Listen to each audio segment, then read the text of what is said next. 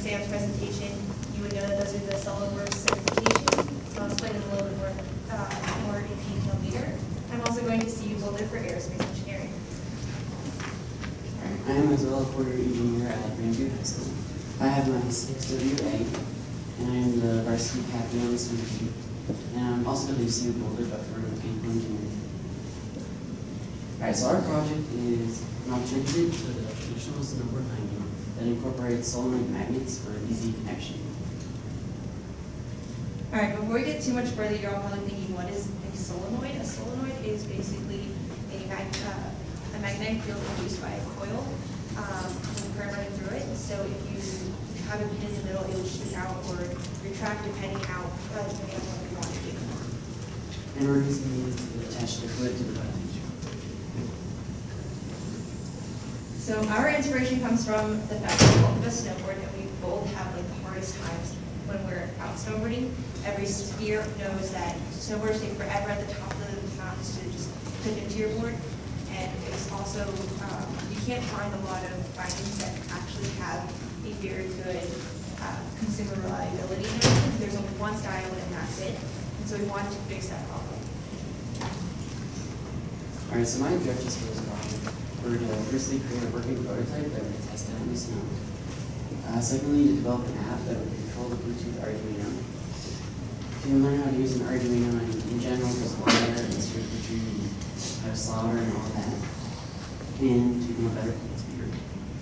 So my project objectives kind of changed in the middle, so there's a reason why there's a strike through right there. So I wanted to earn 3 of my CSW PAs. I sort of did that. I'll explain that later. I also wanted to create a working prototype that would be tested in the snow. I wanted to originally become better at soldering. That did not end up happening, and so I changed it to becoming a better, more proficient in SolidWorks simulation.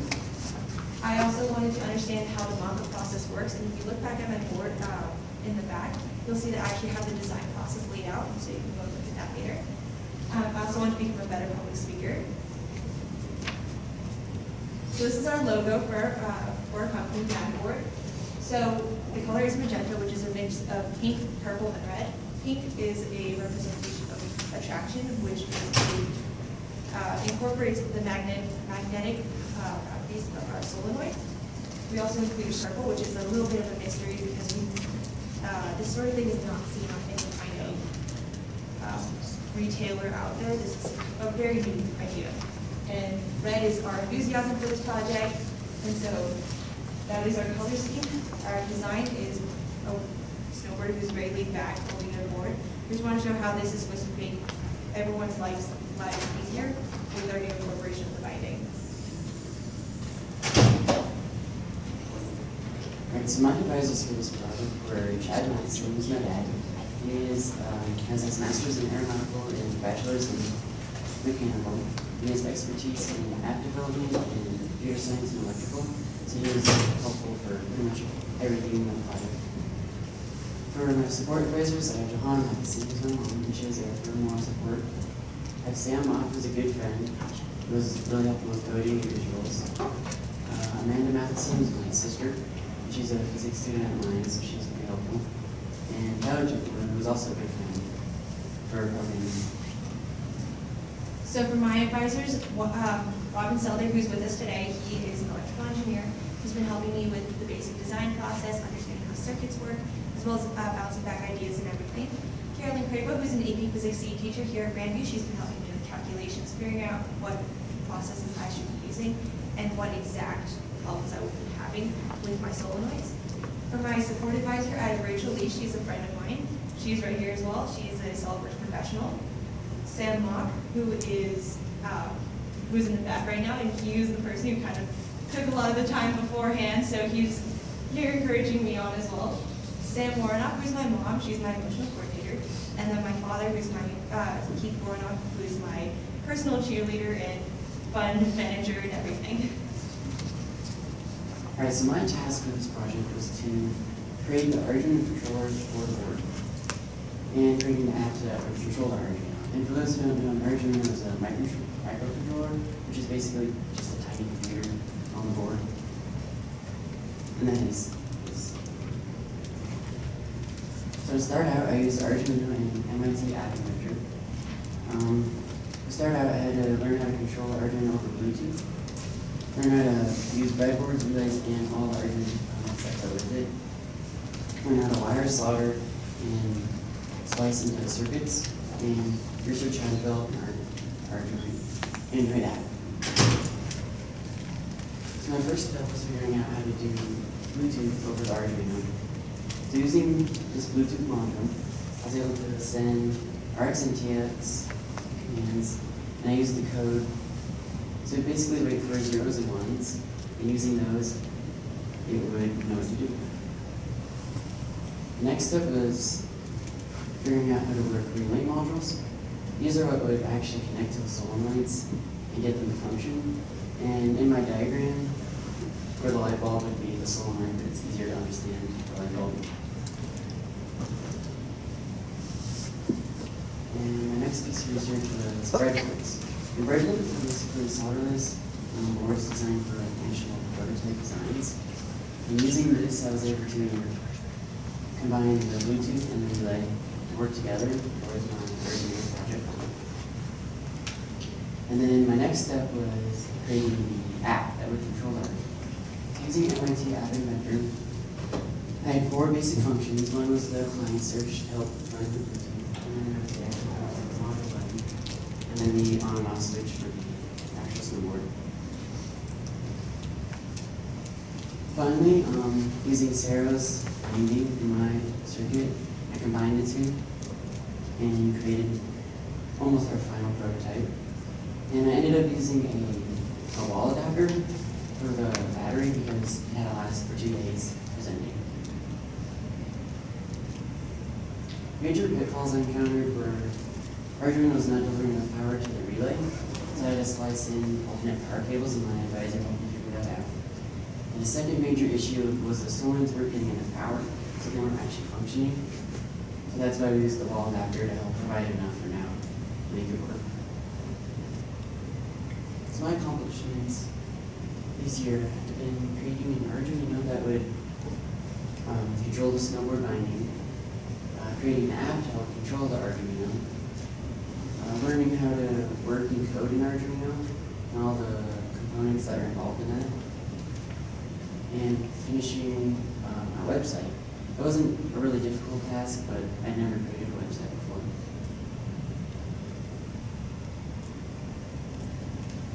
All right, so for my research, I mostly did the design aspects of this whole project. So a lot of my steps were revolved around solenoids and SolidWorks.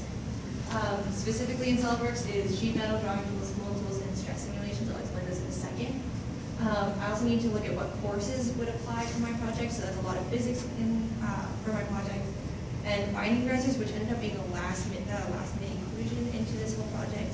And I was supposed to do waterproofing as in right there, but it didn't end up working because I saw what was happening with other projects such as Sam and Andy's, where the waterproofing was not working as well. So I already explained what a solenoid is. This was seen at the beginning of the presentation, but a little bit more in depth of how a solenoid works.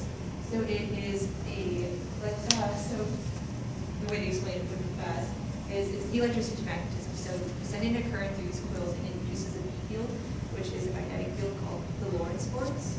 And it's calculated through EMF is equal to negative N dV/dt, which basically means your electromotive force or your voltage is equal to your number of coils times the derivative of your flow over your time. And I also use this other force equation. I'm not going to say it out loud for you guys, but basically it means that your force is reliable on your B field, your area, and your magnetic permeabilities, which is basically material. And V is IR, because that's in every single circuit equation. So I already explained what a lot of this is. Currents and volts is what a solenoid mostly relies on, just for the electronic reasons. Force, the more force you need, the more induced flux you need. The size of the wire is also really dependent because it changes your resistance. And the number of coils, it is a multiplier for the equation and for the electromagnetic field. And the heating coil material, which is the magnetic permeability. decided to make a solenoid at the beginning. I really wanted to, however, that did not get done as well as I wanted to. I did make 2 of them, however, they did not end up working. So I first started off with a calculation base, everything on paper, so I drew it all out. I had the proofs and everything. However, when I actually tried to put it out into an actual piece, I couldn't find any of the materials that I needed at Home Depot. Apparently, Home Depot does not know where anything is. So I had to go and find that. I was there for 3 hours one night. It did not work out well. I didn't find anything. So this is the first one I tried to make. The second one I had help with my father. And this one actually ended up being a lot better, and it probably would have worked. However, the framing of it is basically a pen and a couple pieces of plastic on the end, because it actually ended up falling apart. Super glue is not our friend. It ended up causing a lot more problems and just made the whole situation a little too sticky, if you know what I mean. And we also had a lot of energy loss. Jay actually burned his finger on this one when he was trying to attach the batteries to the wires. That one was not a very pleasant day. Ours was also smoking piece at that point, just like how Adam Powell's was when he was trying to incorporate his batteries. So in the end, I decided to make a pre-made solenoid. It is called a door solenoid, and it is 12 volts, 16 watts, 1.3 amps, and sends out 850 grams of force, which is actually it's actually a lot. However, we can still move it with a pinky if we really needed to. It's not actually that hard to move. So a lot of my SolidWorks research comes from stress test, which is this lovely picture right here. This is actually a displacement test. It looks really bad, but it actually isn't, because displacement actually doesn't do too much for our project. So for stress test, you need to know the force of the body mass as well as any external forces, such as if any collisions happen. You need to know von Misses, which is the maximum yield strength, which basically means how much strain can you put in it. Stress, can you put it under until it breaks. Your displacement, again, is how much it moves, and a regular stress test. These 3 are the main 3 that you will find. However, you do have to have a loads and forces screen as well when you do it with your SolidWorks calculations and everything. I also earned my CSW PADT, which basically focuses on a lot of design aspects, so how it would build a part and how it would show to everyone the correct calculations and everything. Didn't really need to study too much for this test. I already knew a lot of the stuff. So bill of materials, reorientation, and projection views basically is a way to say, does this look good on blueprint? Other stuff I did was the CSWPA-MT, which is the advancement topic mold tools. So these are the big topics. I'm not even going to try to explain them. Basically, it means how is something going to be molded into how can something be used to mold. I did not pass this test mostly because of surfacing. I didn't really focus a lot on that. I thought mold tools, not surfacing, which is a different test as well. So I didn't actually touch on surfacing, which I probably should have. So I would need to go back and retake these tests. I do plan on taking them probably this summer. I also did my sheet metal test. Thank you, Andy, for this beautiful picture. This is not one that I did, but it is part of a sheet metal exam. And so these are basically all different ways of explaining how things sheet metal would bend and rip depending on what kind of shape you want. And then binding risers, as I said, was a last minute research item. So it's a really quick thought process. So the rise increases your height of the board.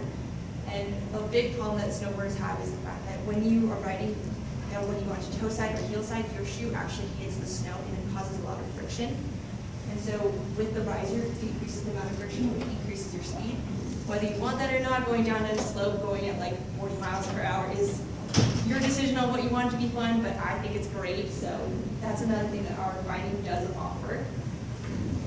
Some other pitfalls that we had, the solenoids, as you can tell, with the burned fingers and trying to understand how they work, they did not end up happening the way I wanted them to, so I had to buy one. My budget was pretty low at this point. We are all going to college mostly, except for you juniors here. So we have to save up for that, for the years and years of debt. We also have to measure spacing. So I didn't realize this at the beginning. I didn't actually like think it through. However, in the end, instead of having to go through each of our, instead of doing like a top down, I did a bottom up. So I originally planned on doing a top down where I would build all the components and then they would go in, then I built my bottom plate first. But instead I did my bottom plate first to get the basic layout. I never needed soldering. As I said before, that was the only soldering that we did was actually Jay's portion of the project, not mine. And so I had to get rid of that goal and change it out to stress simulations, which actually ended up being a larger part of my project. And if you look at my board, I have all my stress simulation results there. Also creating in-part assemblies. Drawing in SolidWorks to match another drawing is really hard, especially if they're really complicated numbers. And so Andy started talking a lot about how to do in-part assembly or in-assembly parts, which basically builds parts in relation to another.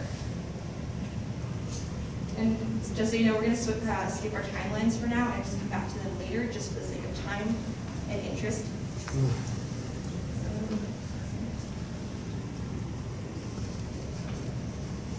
All right, so these are my accomplishments real quick.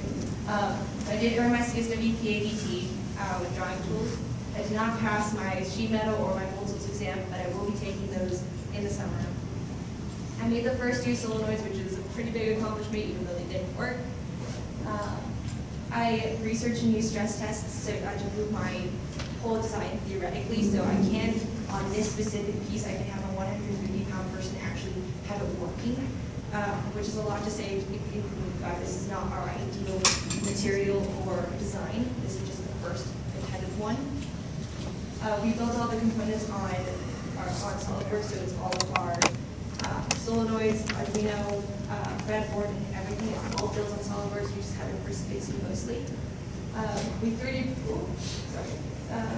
printed the entire binding, so it is working and functional. We completed a full website, and I bought a working solenoid that works, and I also fully understood the design process. There's a lot of going back and forth. I redid the bottom plate at least like 4 times, and then redid it 3 more times when I figured out that mine was not working. So just some quick pictures real quick. So this is our top plate. It's this green piece that you see right here, just the inside of it. Our 3D printing machine uses support material, and to make sure that support material drains out in acid bath. Hey, Sarah, real quick, can you